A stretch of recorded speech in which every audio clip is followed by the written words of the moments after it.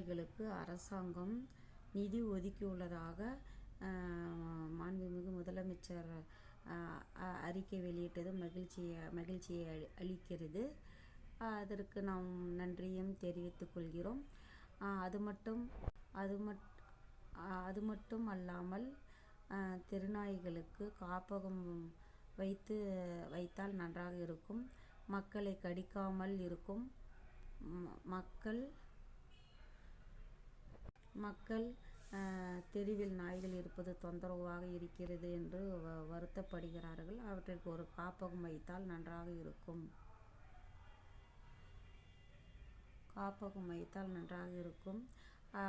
கடைசி நாய்களின் இனப்பெருக்கத்தை குறைப்பதற்கு கருத்தடையும் அரசாங்கம் அப்படி செய்துவிட்டால் நன்றாக இருக்கும்.